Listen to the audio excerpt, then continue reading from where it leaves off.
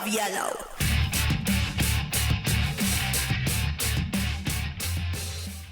Hello, welcome to episode 36 of the Lovely Job podcast. I'm Leah Spicer-Pownall. I'm the marketing manager of Miss Bush, and this is... I'm Emma Marshall. I'm the MD of Miss Bush. And we're recording on a Thursday, which is unusual.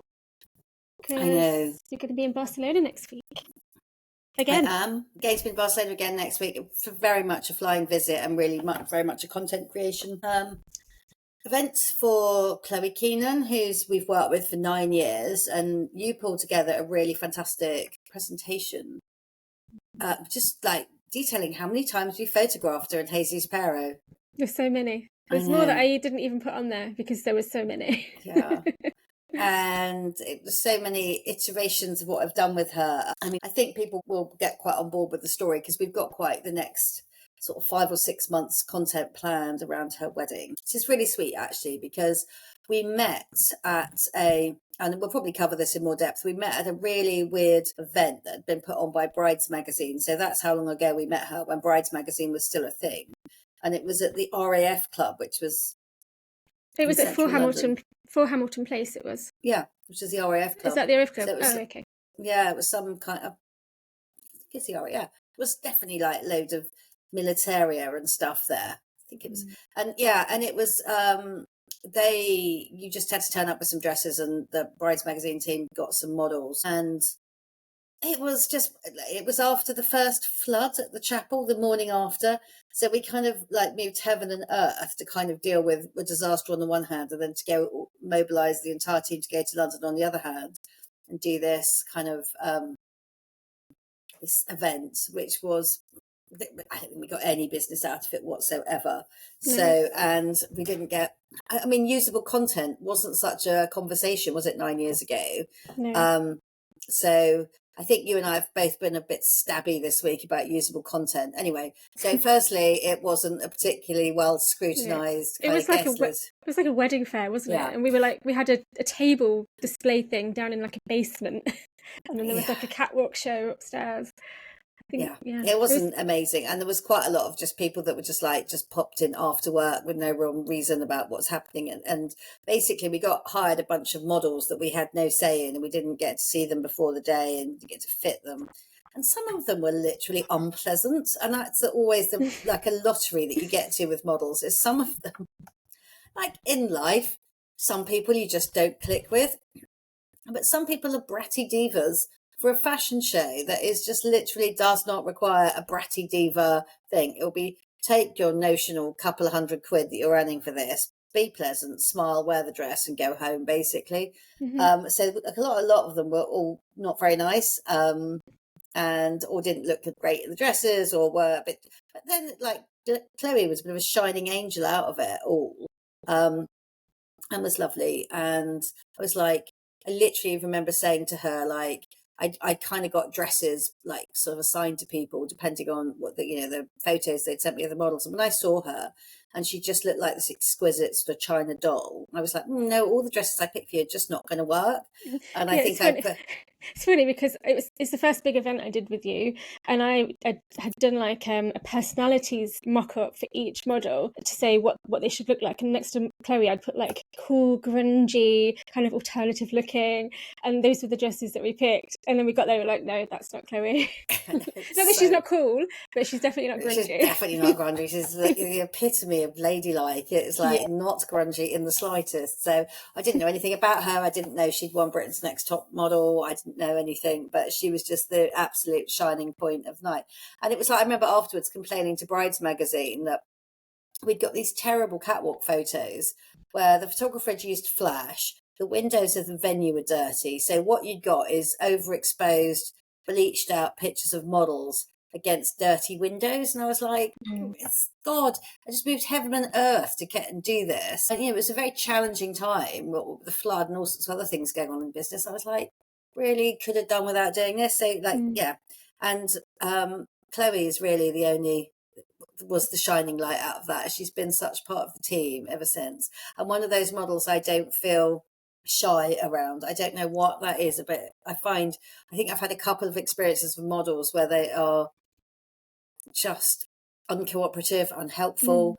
you're paying them a lot of money, which may not seem a lot of money to them, but pro rata, you're paying them a lot of money. And you need for them to kind of know what the project is and what the message is they're trying to sell, because that's what they're there to do. You know, we're not there to be like, gosh, you're attractive. Now, let me just fall at your feet at your beauty. It's like, this isn't the sort of, you know, an act of chivalry here. This is me paying them to, I to feel create the same. content. Since I've started doing, you know, video content and behind the scenes stuff a lot more, I'm always comfortable with Chloe and just asking her to do things. And like even a reel that I made last year, I made her do loads of different dances in the doorway of the chapel, and she's just so much fun to work with. Yeah, I mean, I would say like Rebecca, Amy, all sorts of people like that, and like Charlotte, all lovely to work with. I'm not saying that we've had that many experiences, but it's, you know, it's not my day job to hire models, so it is important that we have a relationship and they understand what the assignment is, basically, and then the content creation.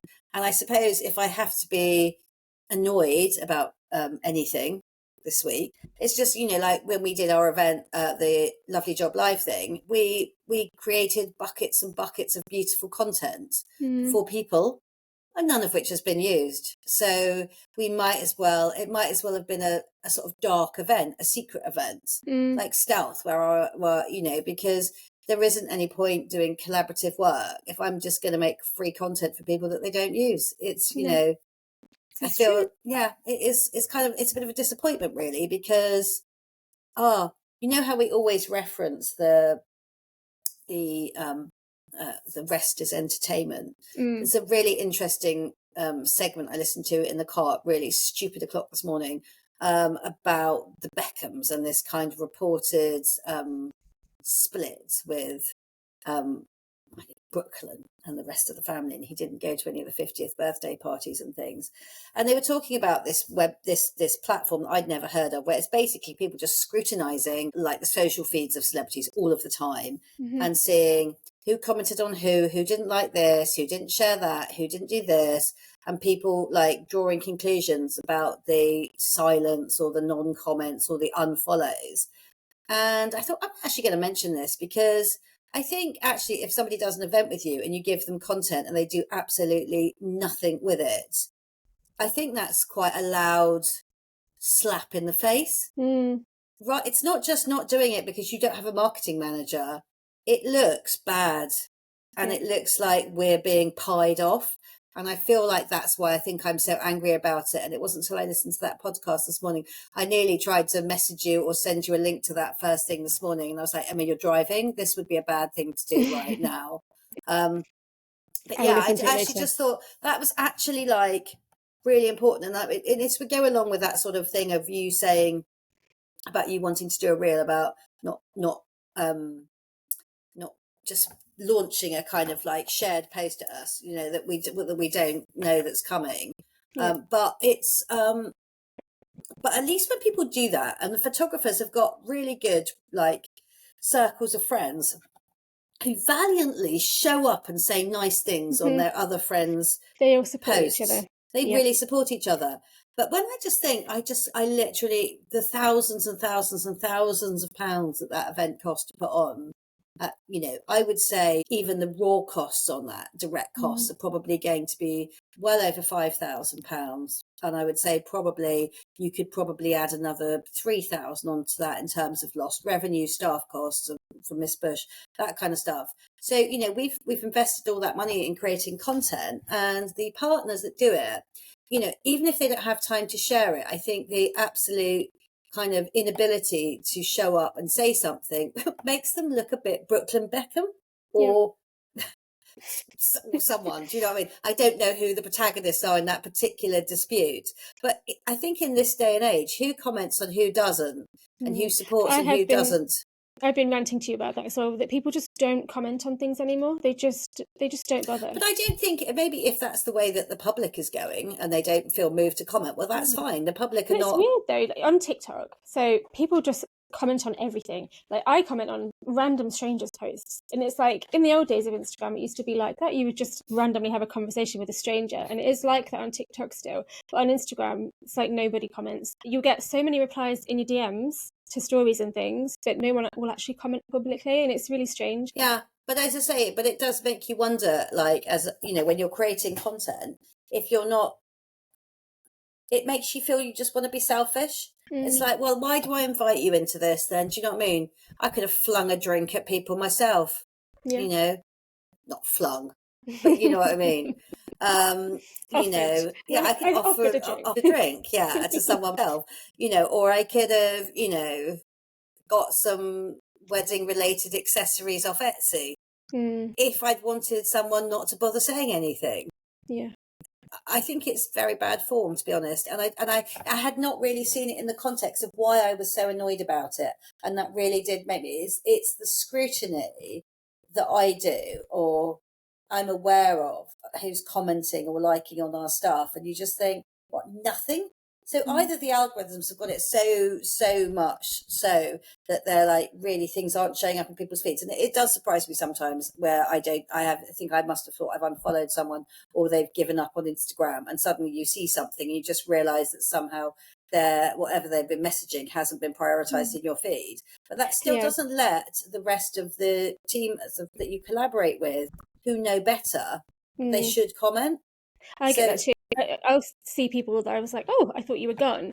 Actually, you know, Jamila Jamil, the actress, and well, she used to present E4 or something, I think. She was in The Good Place. She will post things and she'll have photos with her boobs and she'll be like, posting a picture with my boobs for attention, because that's the only way she can get it to show up on her feed. Because then men will comment, or whoever is interested in her boobs, they will comment, and then it gets more engagement, and then everyone else sees it, and it's just like, is that what you've got to do?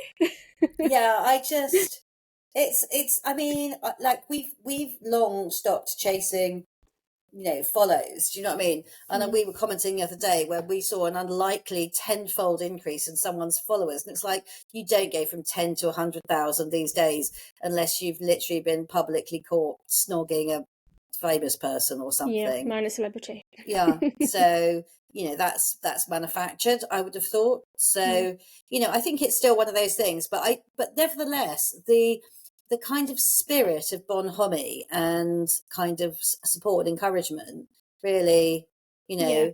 Yeah. There are ways to support each other that don't cost a penny, like leaving a comment, doing a save, sharing on your stories. It doesn't take anything. It takes like 5 seconds. Like, it's just, I know. And easy. I've just been sort of like, you know, I suppose because I've been supporting Georgia in the kind of, you know, like the kind of achingly slow, you know, levels of getting to being recognised as a musician, you know, and we used to have to sit round the radio, like BBC's Radio Surrey or Sussex, whenever something she was doing was on BBC Introducing, or she was doing a live lounge or live whatever BBC Introducing. And she was like, right, everybody, you need to be at your like radio at this point. Can you please get on Twitter? Can you comment? Can you, you know, DM in? Can you do something? So we would dutifully do it because, you know, you need to help people in the same as they earn absolutely nothing on streaming unless you listen to the track all the way through and ideally add it to a playlist, you know, and those are the kind of things that support musicians. So I've done it as a kind of mum. Do you know what I mean? It's like, but I can't see. And I actually did, you know, I did put it to Georgie that helped us organise this. It's like, do they not want to be associated with us? Or do they not want to, or do they not have a marketing manager? Or did they not think that this was good? Because I kind of need to know that, because if it's just like, I literally cannot be bothered, I want you to passively promote me and I don't want to do anything for it, I think my answer might have to be no. Yeah, I think there were some gorgeous images. There were literally like 900 images from the event. Like, there were a lot. Yeah. So it's not like there's not a lot to choose from. I know. So I don't know. That was a bit of a sidebar to go and steal another, to actually steal a kind of Marina and Richard kind of quote. But I'm so obsessed with them that I can't help stealing their kind of sidebars every week. I know, because they're such a barometer, though. I really think they're an absolute barometer.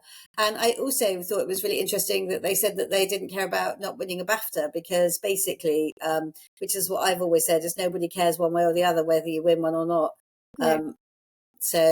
Yeah, it's the same with wedding awards and things, isn't it? Brides don't care. They're not like, I'm going to go to that shop because they've got an award.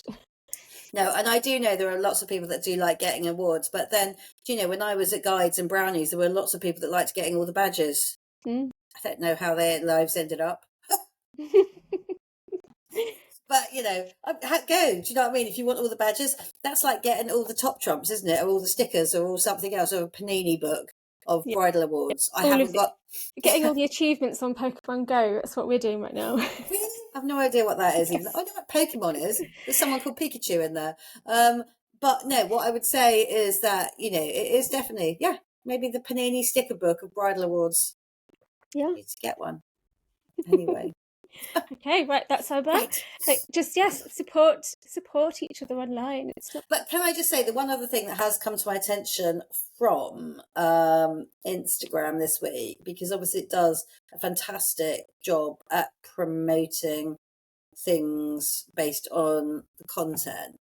I'm literally so surprised at the mainstream brands that are going into bridal and doing cool stuff. So we all know about Rixa, and we all know about Coast, and Debenhams are still lurking around online, as is Monsoon, and all those kind of people that I think probably hung themselves on doing bridal. Like, they became so bridey, like LK Bennett and things like that, that nobody bought their stuff for anything else. It became so occasion wear focused. You wouldn't just be like, oh, I'm just nipping into LK Bennett or Coast to buy something that I'm going to wear every day. Yeah. It's like you're going to a wedding. You're a wedding guest, yeah.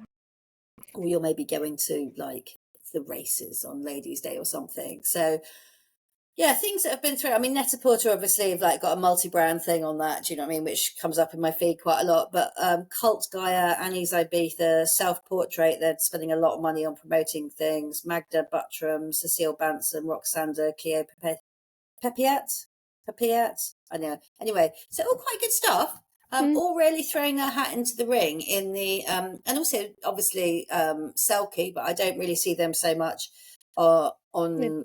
They're more kind of American, I think. So Yeah, and I think they're more like, they seem to be. I signed up to a mailing list for them, and you know, I think their stuff probably would look. It looks like it would look quite cheap when you saw it in real life.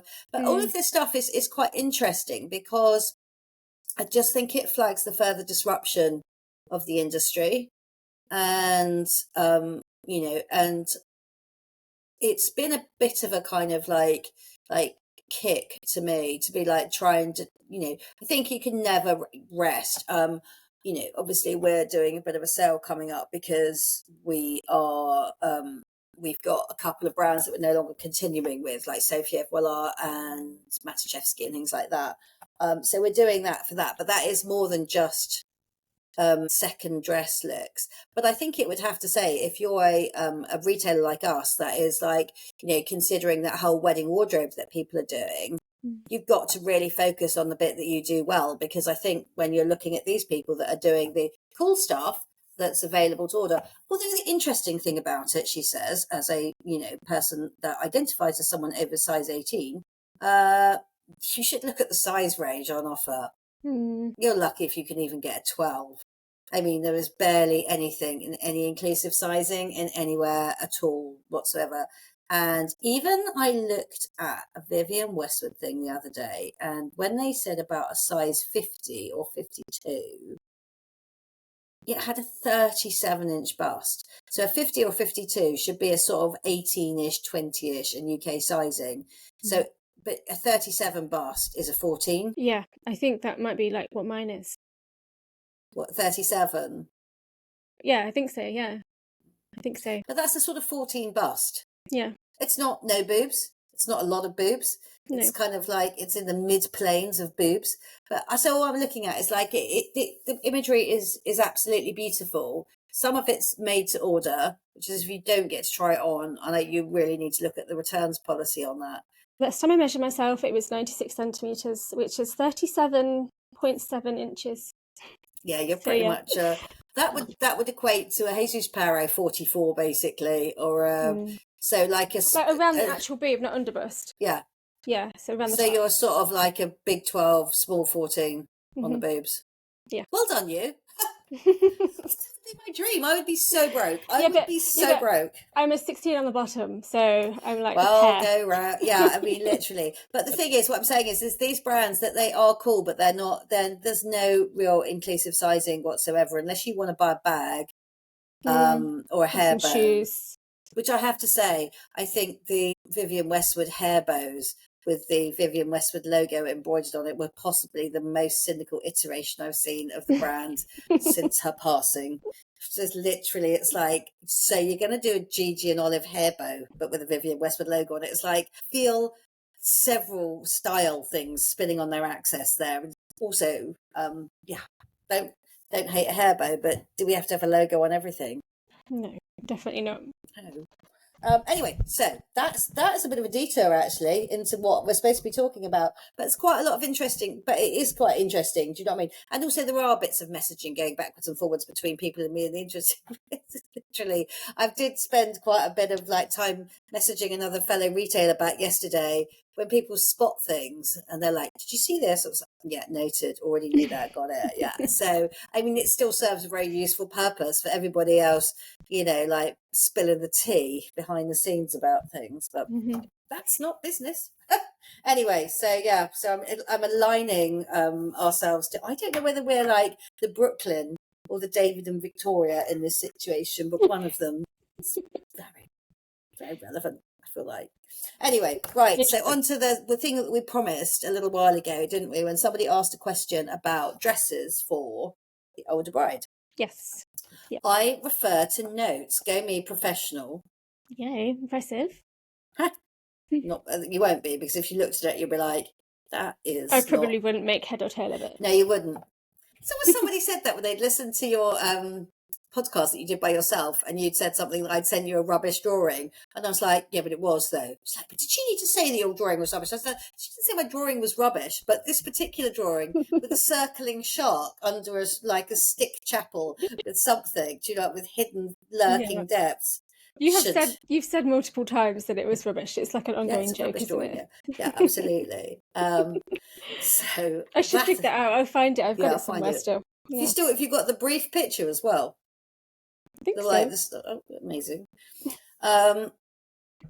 Right, older brides. Okay, so this could go on. So give me a heads up when. Okay, we're already at 20 minutes, so you've probably got maybe another 20.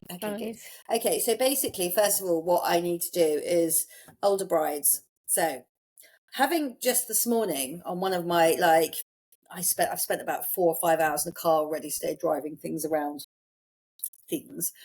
People. One of those being my mother, and I took her to an NHS eye clinic where they're doing cataract operations the whole time. And I was like, if you want to know what old looks like, go to a cataract clinic. Officially, I felt positively juvenile there, I have to say.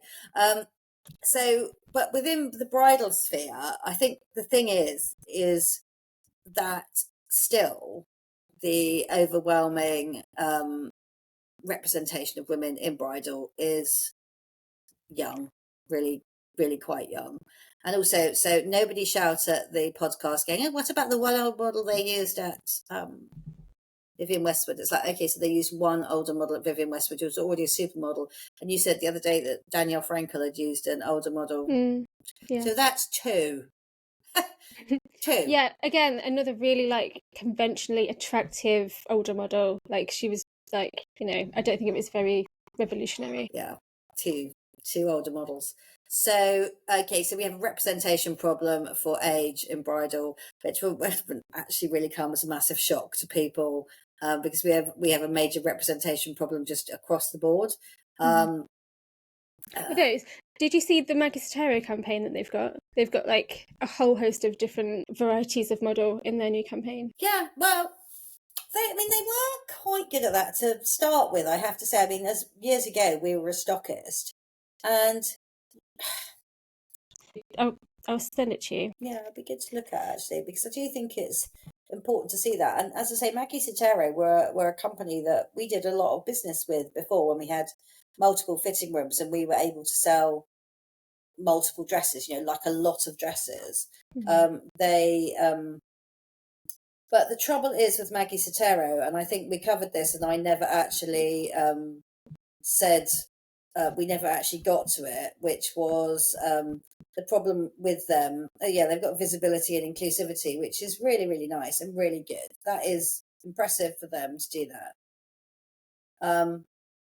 But and I think they've gone across different body types and different ethnicities, which super pleased with them about that. But they also they were one of the first people to split their brand into three, to thruple the investment you had to make into their brands, which is leading to just that excess of inventory, which I've mentioned more and more times. So they did that, and they ran hell for leather down the whole let's all try and look like Berta Brides thing, to the point where it was like, I can't stock this anymore. And then they also were super guilty of a greenwashing thing recently, where they offered to relieve people of their excess stock, which, bearing in mind that they'd actually put in there, or forced by their sales procedures to put in there in the first place.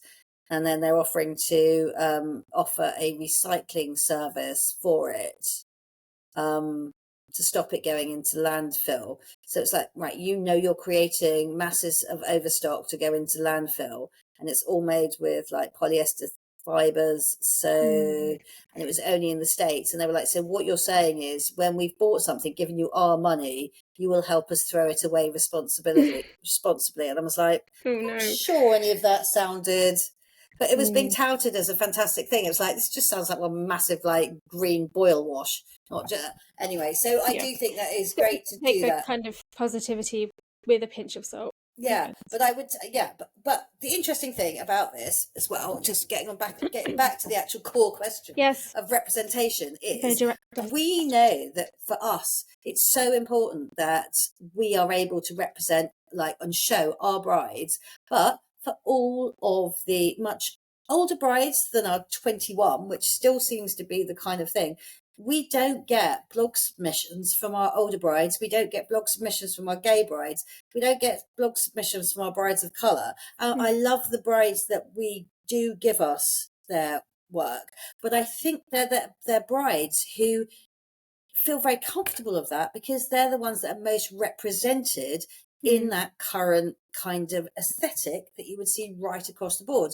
And it is really down to people like us, if we're given imagery from the wide variety of brides that we actually do dress, but we're living in the kind of, that philosophical kind of weird place where, when the tree falls over in the woods, do you hear it if you're not there kind of space? If it's not online, did it ever happen? So, the problem is, to start with, is we have a lack of representation, and we have a lack of representation because, as I said before, I can't march around to people's houses and be like, give me your photos because I need them, because you are trailblazers for other people that might identify as an older bride, and therefore I need you to be a pioneer. When people buy stuff from us in bridal, they don't sign up to be a pioneer. They're just basically getting a frock. Do you know what I mean? Or a pair of trousers or something. But the trouble is bridal and wedding is such a cultural football. And we've been battered by, every time that anything comes along, we've been somewhat battered by it. Do you know what I mean? In the whole Black Lives Matter moment, everybody was doing the work, becoming an ally, trans ally, got to be all of those things is we all are those things, but we can only show the real clients that are prepared to give us their pictures, and that's quite hard to actually do that. So we're only talking about age here, not the rest of it. So it is hard because you can't make people give you their photos. As much as we really say to everybody, we want all of your photos, but it's not, their wedding is not cultural currency. And they don't need to commodify themselves if they don't want to. No, so it's not their responsibility to make us look inclusive, is it? No, but and it was very much the same when we had Susanna London come to do the Lovely Bride thing with us, and I'd been recommending of the Mother of the Bride, and I say, can you recommend any older models? And no, we don't use them. It's like, you're pitching your product at women over 50, so I feel like the least you could do is potentially, even if you found a very I'll get back to the kind of slurs about the over 50s afterwards, which I will obviously have a lot to say about for myself. But anyway, so the point being is, one, there's a massive lack of representation. So the first thing that will happen is that when somebody gets in touch with me, they'll be firstly apologizing And I think we should do show notes, because I think we should get that thing, if it exists anywhere, that I did for Annabelle from Love My Dress years ago about being unapologetic. The unapologetic bride, yeah. Yeah, because it would be really good, because I do think, I mean, that was a bit long form for these days, but I wrote something when I was just a child of 48 or 49 about me apologising to people when I was arranging my wedding.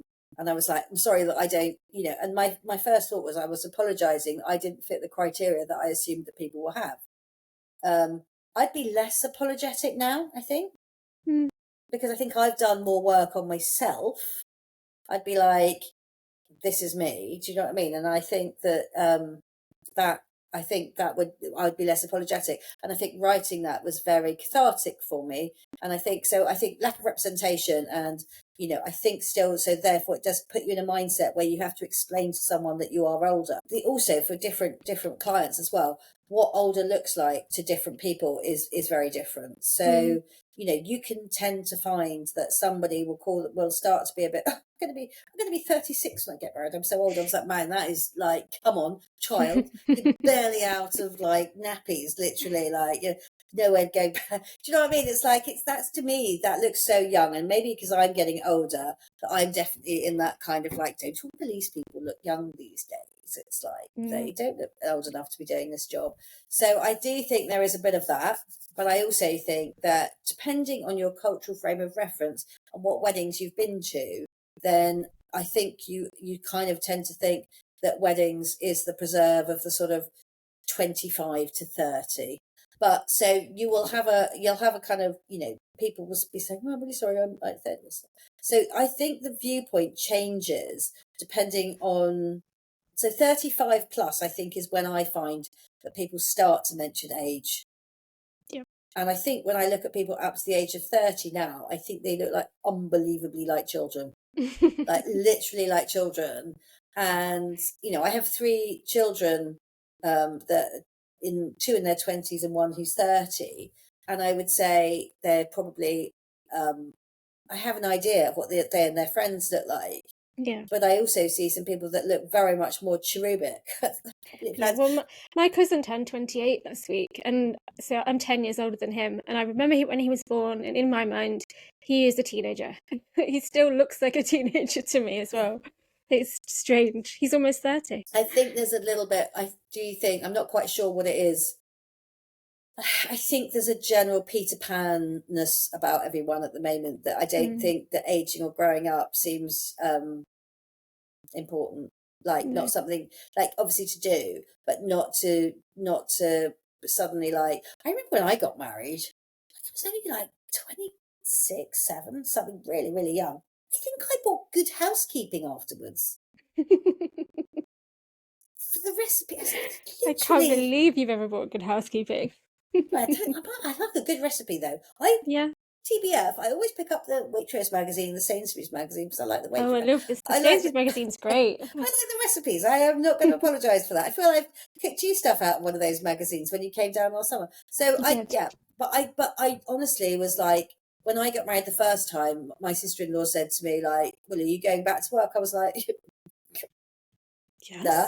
It's not like going back to work. I don't think there's any option. And she's like, what's the point of having a dog and barking yourself? So again, I feel it's like I don't know, still barking after all these years. But I actually don't know how that, so I think it just depends on your friends, your kind of like demographic, your culture, what that looks like to you. But I think also but I think you tend to say 35 people start to mention it. After 40, people do mention it quite a bit, because I think that sometimes at 40 something, there's that possibility that you haven't been married before. And I know probably people get cross about this, but not enough to write in. But if you want to write in, go right ahead. I think you're on that, you're watching that fertility window closing. So if you meet someone and you've decided that children look like they're in the future, and also so is marriage, there is that I see a reasonable amount of people at that sort of like late 30s, early 40s fertility thing. They may have got with someone fairly recently. They may have had one child who's quite young. They may be thinking about another one. But it's for people who have got to that commitment and that family bit. slightly later, and there's sometimes considerations about fertility that are discussed in appointments as well, because really you can't really duck that. But I know lots of people, I've got a friend who had a child at 49, so I mean, I'm like, there is a lot of fertility left in that decade, and I think it's a great decade, but it is one where those conversations, you definitely enter a slightly different era in your 40s, and I think people will discuss it more in terms of bridal then. 50, I mean, I thought at some point I was going to be older than all my clients, being 50 something, and bearing in mind I'm 58 and a half now. I'm still not older than my oldest clients, so there's a kind of thing. And we've also addressed people into their 60s. So I think that is like, but I don't have much evidence of that. No. In terms of photography, I think sometimes, and it really depends on, I think if you had some of the sort of cool girl photographers, like Lisa or Joe or someone like that, Lisa Jane, has Joe changed her surname? Joe? No, she's still Joe Brown. Okay, so I think business anyway. Yeah, I think people like that would, I think they would get it. I think they would shoot very naturalistically. I think Nick Tucker did that for me and Marshy, and every time anybody photographs me, I'm like, don't fix me. I don't want to be different. I don't want to look different from who I am. I don't want any photoshopping. I don't want any retouching. This is just who I am. So I think if you shoot with someone that does that, however, I would say that some photographers do not think like that. And I have seen an older taste in photography, shall I say, and an older taste in like maybe the styling. And I don't know whether that is coming from the couple or whether that's coming from people's reaction to a couple being older. Yeah. So I think there's that kind of, that sort of thing about it, which is quite a different narrative to go on there. Like, I literally am having an absolute hoot with all the mothers of the bride at the moment in the shop, as I've mentioned before, because they and I are the similar age now, and we all realise that this is not the same group of mothers that I was seeing 10 years ago. This is a very different age group of people. So we're all Generation X. So there's not that many boomer mums left. No. So we're quite a different age group. So people that were born from my age onwards would all have been aware of, glam rock, punk, new romantics, clubs, raves, ease. Do you know what I mean? So, that's quite an interesting group of women to suddenly to have as mothers, but that's also a really interesting group of women to have as brides. Yeah. So that isn't an apologetic generation. That is a generation where, we're talking people like Halle Berry, Liz Hurley are the same age as me. So, so this is quite an interesting way to look at aging now, which I think feels quite different. So, so I think first thing, so like we've already talked about so many times before about what a absolute backpack of trauma people are coming into the chapel with. The first thing we have to do really is to get them to get that backpack off. It's like about every other thing that they've got. So if you want to just put a few extra dead weights of age in there, then that's also quite an interesting thing to bring in. So the person that asked this question has said to me on DMs that she's early 60s. So, but also she gave a brief description of who she is in her life and that kind of stuff. And so I feel like she probably identifies with our style. But that in itself, it is older bride though. Do you know what I mean? It's like, it's a bit like, I've taken the piss before out of a training program that exists in bridal wear called Do You Speak Bride? Yep. Yep. Just like, right, so the minute someone proposes to you, you turn into one homogenized blob of like memes and tropes. You're not a complex human being anymore. No. You're a bride. You're a bride. Why don't you ask about their engagement ring? Was one of the tips. How did he pop the question? There was that. That's in there. Honestly, I've said to people before, I am quite interested, honestly, but more interested in the fashion. Really, it's like, oh, I do sometimes remember to ask if people are marrying a man or a woman, or prefer not to say. Do you know what I mean? It's like, because only in as much as I'm super shallow, I want to know what the other outfit's going to look like. But yeah, so I think once you start putting the kind of boulders of age in that trauma backpack as you come into the chapel, you are going to get, because an older bride there's not a category for older bride in any way that there is a category really for any other kind of bride. So, but I would say some of the more likely things that we have, I'm just almost going to ignore the under 50s by then. It's like, you're not old. And also by the cataract clinic standards, 30 years off. So literally we're not even, so I'm going to maybe focus on the over 50s on that one. So I would say that, like most of us, by the time that we're in our 50s, early, mid, late, we've either fully in menopause or post menopause.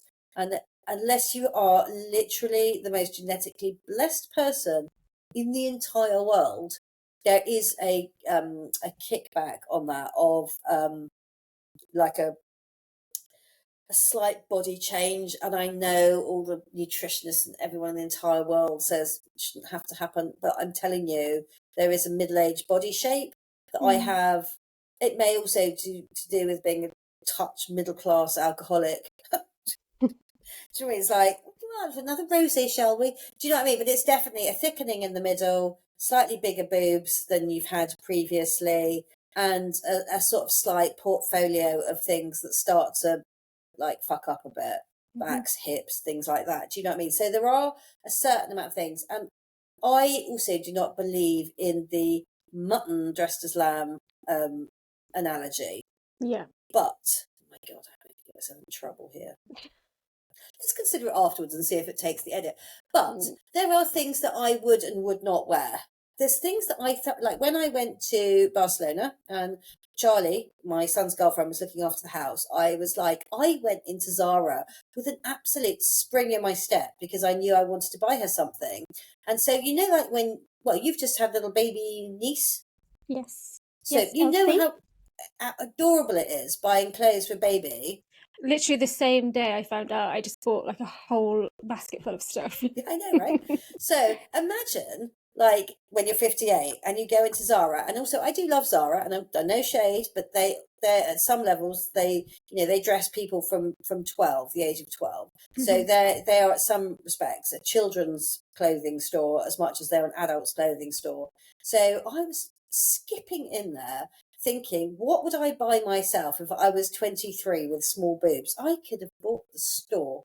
It was so exciting to be like, oh, this. Eventually, I bought her a little kind of like a couple of things actually, and some of the Jo Malone / ex Zara perfume, but a little top with kind of little underbust thing, white, boning. It's almost like had that the Nautier kind of side pannier in the top, so it fluffed out, like cute little white cotton corset thing. I know, adorable. I'd never put it on myself ever. I mean, I probably wouldn't have got away with it at 23, and I will buy some things from Zara, but not that. So I'm not saying that if somebody didn't miraculously made it in my size or something, I'd probably wear it. But I'm at a time in my life though where sort of slightly fancying yourself and other people is not my primary concern. And I'm not saying that's even a bad thing. I'm not remotely saying for 1 second. You should sometimes be able to look in the mirror and go, hot. Yeah, I fancy me. Literally, watch out, world. I'm coming out tonight. Do you know what I mean? I think that's important. I think not enough young women realise how beautiful youth is and how fleeting and ephemeral it is. And I think you should enjoy it while you've got it. And do you know what I mean? And run around. But people go to me, oh, I'm not this, that, and the other. I was like, let me put you into my 58-year-old body and put you back in yours, and then you can tell me how it feels. And they'd be like, suddenly their step would be lighter, because I think it is fun to be young and sexy and cute and wear what you want and get away with everything and be half naked if you want. Not because not because that is a preordained kind of ideal of beauty, but it's just fun. You've got just rampant hormones raging through you. Do you know what I mean? You want to shag. You know, you literally, honestly can't remember what that, do you know that thing where you just got that absolute visceral kind of like, come here, you get your clothes off now. Do you know that? You'd be like, you know, just have just a bit of that energy would be quite nice. It's a bit of that energy. So I'm saying that, like, you know, over 50 is still fun. You can still have a perfectly beautiful, loving relationship, and close your ears, children, you can still have sex. It's absolutely fine. But it is literally not like, it's not your defining purpose. And I'm sorry, but that is just a different thing. It's just a different, like, move into a different part of your life. So I still want to look fucking cool in clothes. I think I manage it, but it's somewhat different. And I don't think it's like, it's not quietening it down. It's changing it and changing that perspective. If you Google older bride outfits, it is all very like suits and just very like basic looking things, very smart, very just not adventurous at all. Very like, you know Diane Keaton, Coastal Grandma. Have you heard of that? So it's like a style, and it's called Coastal Grandma, and it's all very like relaxed, like cardigans and trousers, and she has her little hats. It's all very like that. If you Google it, I feel like it looks like the sort of woman that would be advertising Tenor Lady. Yes, yeah, like one of those adverts, or where they like, oops, you know those ones, or where they bite an apple, and it's like, you can eat an apple, you know, from the teeth thing. Oh no, it's all like that. If you Google it, that's what you get. Oh, Coastal Grandma. Oh my god, that could be me. Coastal Grandma. Yeah. So I feel like there is, well, telling you now, living in a coastal city now, there are some grandmas down here that are very fond of the crazy colour still, you know. So, but even that, I quite like that barking eccentricity. But I do think there is a bit of a shift in what you wear. But the thing is, though, and I think if you mix that up with a kind of like menopausal body, then your figure changes, and it depends how you come into this. You mentioned someone else. I was thinking there's a woman I follow with sort of somewhat obsessively on Instagram called Ben's wife. And she's always like, this is how you wear this at 58. And I'm like, of course you do. I love her. Yes, she looks brilliant. really cool. Yeah. And she wears really cool clothes, but she's also very slim. Yeah. Do you know what I mean? And pretty rich. So I do think that those are a couple of things. But if we also think about, like, you know, the late, great Vivienne Westwood, she never apologised or, you know, was wearing merkins and all sorts of stuff and just, you know, just being incredible. So I do think that the great thing now is we do have more representation just on a wider scale, like about what aging and style looks like.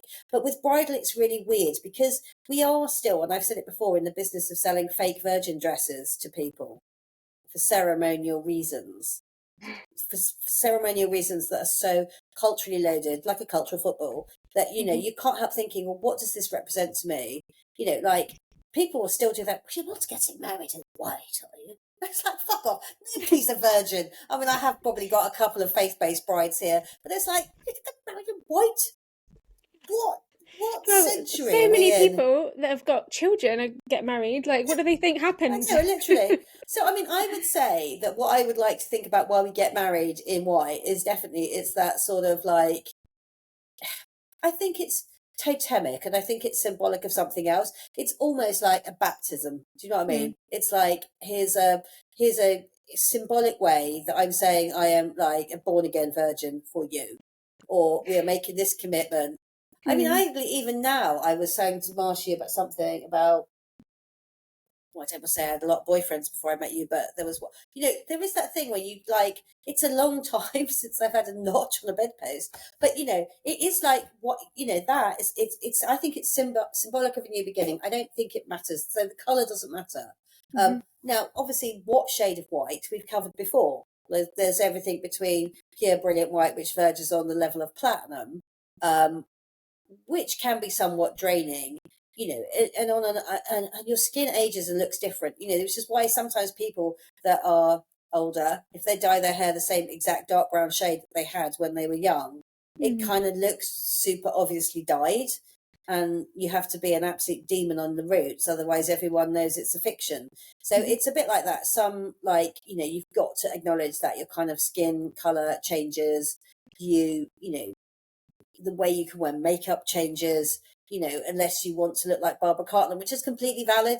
You can look like Barbara Cartland if you like, or you can look like, you know, whoever. You can look like Sharon Osbourne. I don't mind. But it's just trying to really emphasize your own personal style and acknowledge that there isn't a one older bride solution in the same way that there isn't an old younger bride solution. But some of the things, like, you can't wear white. Of course you can wear white. You can wear whatever you wear, what you like. Do you know what I mean? It's like, you know, if we started putting in sort of age-related things, I mean, you know, I have actually got a pair of Crocs now as well. I did buy them as a bit of a joke, but they're not. Do you know what I mean? They're not.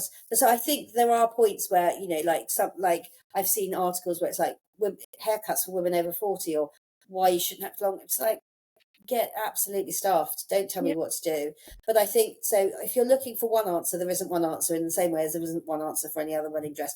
Right? You said I needed to give you examples. I did, but we're at 50 minutes, so okay, let's. Right, I'll do some. Right, there is some photos of me wearing a wedding dress next to someone who's young enough to be my daughter. Next to Chloe, the lovely Chloe, which is the 2460 coat. It's a floor length cream heavy crepe coat, and it kind of elevates the white suit look. I think a bit, because it gives it a kind of like a coat dress vibe. And I think if you put it over anything, over a jumpsuit, over trousers, over a dress, anything, I think it's absolutely beautiful. So, like, I think the 2460 coat would be one of my like go-tos for that. I'm wearing it with the 2507 dress underneath, which is one of my go-tos as well, because that is a great little versatile dress which allows you to wear bras. It's not skin tight, and it can have a sleeve on it. So I would also say that there's another little core dress from Jesus Perot, the 2524, which is a strapless dress, which again, people might go, oh my God, but you know, I don't like my arms and I don't want this, and I blah, blah, blah. But what you need to think of it as being a base slip, and then you can put all manner of fabulous things like the 2415 cape over any number of lace tops, organza blouses, wrap shirts, you know, any of the kind of cool accessories that you would have as your regular go-to things in your wardrobe. I would also say that just the separates, I think, is a very good kind of vibe. We've got a couple of new bits coming from Jesus Perot, where we've got like a big oversized satin blazer and some tailored satin trousers, but quite wide and oversized still, which would be my kind of favorite thing. I love an oversized blazer. It's something I wear normally, like my Adidas blazer, that upcycled Adidas blazer, which is coming in the dry cleaners, and they asked me if it was okay to dry clean. It's like, you've wearing that blazer, I'm going to come and kill you, basically. That's like my outfit elevator, my hero jacket. I was like, nothing bad can happen to that. So I think, you know, I would say those are the kind of things to do. I think the thing that I don't love on an older bride, and particularly if someone is like a bit curvier or something, is the ranges of dresses that go under the umbrella of the word curve. Most of them I hate normally anyway on anyone, regardless of age. But I think the one thing I would say that you have to do, if I was going to be like controversial about wearing anything when you're older, is try and make it look a bit expensive. Controversial, because I think cheap clothes look horrible anyway. But sometimes if you've got that kind of vibrancy of youth just kind of leaping away from it, you can do it. But I think a chunky Chinese made lace up back hefty corset dress with some kind of design by numbers bits of applique on it is not nice on anybody particularly. But I especially don't think it's great when you're older. I think I would rather work out how I could make someone look effortlessly cool and chic, like a sort of Carolina Herrera look, like a little, like Anne Hathaway did at the Met, like a wrap shirt and a sequin pencil skirt. That's Yeah. ageless. Do you know, Yeah. ageless, but it looks kind of expensive. I do feel like with those dresses, it's like they've picked something that looks so stereotypically like a wedding dress, just because they feel like that's what a wedding dress looks like. That's how it always seems to me. Yeah. And also that's, you know, getting back to the kind of like the cool brands that have like thrown themselves into the ring. They've done a great job, but they haven't been very inclusive on sizing. Do you know what I mean? And it's like, and there are loads and loads of like people over 50 that still manage to maintain a size 8 to 12 figure and 8 to 14 figure. I just don't know many of them. It just isn't. Do you know what I mean? It's more difficult. You have to make it your life's work. You had to almost start like that and have never ever had, you know, anything that's caused you to veer off from that, whether it's a new hip or terrible experience of like whatever. Do you know what I mean? Or any surgeries or anything that's encouraged, you know, that's changed your body shape from anything other than, you know, which I think is why that Ven's wife looks amazing. But you know, she looks amazing, but she looks expensive as well, and she looks pretty slim. So I think there's loads of things. So I think there's also we're evolving a couple of new looks actually with Lautier now, which I don't want to say that I'm going to put myself in the frame for being a model, but there's definitely styles that I want to include and evolve. Which and one of the reasons why we're doing this sample sale is I want to be more inclusive in the alternative styles that we get. But we've got, I think, lots of options. But I think, I think there's loads of ways I could look at it. And I think if you look at some of the Met Galas, I would go and find your favourite, like my general thing is go and find your favourite over 50 style icons. Go and find an actress that you love. Go and find, you know, go and look at Jennifer Lopez's wedding. I mean, as J-Lo is like, you know, not really like a very typical example, but go and look at people and how they dress over 50 and find and deconstruct their look and deconstruct what they're bringing to it. But as I say, there isn't one answer. There's no one answer.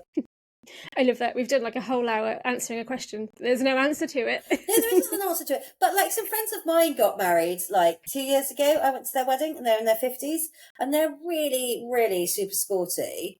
And so for the legal part of their wedding, both of them had like white, pretty much tennis kits on, like a white Fred Perry and shorts, cool. or a white Fred Perry and a white little skort. I think tennis they're called. dress thing. Yeah. And so they hired a tandem bike and they cycled to the registry office. And they're both like fit as a butcher's dog. They're lean, they're always outside, they're always going on cycling holidays and things like that. So they look great in sportswear. So the actual kind of first bit that they did was in sportswear. And then we had like a little bit of a kind of like party the next day. And she actually had an Anna Cara dress from us, quite a bohemian look, which is very much her look outside of the sports look. But actually she's, you know, her life is very much around sports and the teams that she's in. So like I think that's a really great example of what you can get away with by not denying your personality and not homogenizing yourself into a, you know, a sort of a trope, stereotype. Like what do you normally wear? What would you wear for something else? And then just do that, but better for the day. Absolutely. Yeah. And also like work with like maybe a shop like ours that goes across the things from classic dresses to separates and, you know, and drama elements, because I think that can't be underestimated. I also did have other notes as well. We might need a part two. Yeah, no, I don't think we need a part two necessarily, but I would really welcome really specific questions, like where you said, like somebody said to me, like I'm this age, like a really specific age, and this dress size, and this is who I'm marrying, and this is my faith or lack of faith, or this is the situation with the families or no families or something. And then I suppose I could give a much more in-depth answer, like when somebody said, should I choose this dress or that dress? I'm like, I can go very much more like in depth on that, but I think we've covered some interesting points. Yeah, I think so. Hopefully there'll be something for you to clip for the yes, there will be weekly clips, and you can't moan at me this time because you're not prepared. Well, I thought a bit better than I did on whenever we met. Monday did we record that? I didn't. Was it Monday we recorded or Sunday? I can't remember. I didn't feel very well anyway, so I feel better but tired, so Yes, okay. I look forward to it. Brilliant. And we will see you all next Monday. Yeah, see you then. Bye. Bye. You'd like to know, wouldn't you? You'd like to know, wouldn't you? You'd like to know, wouldn't you?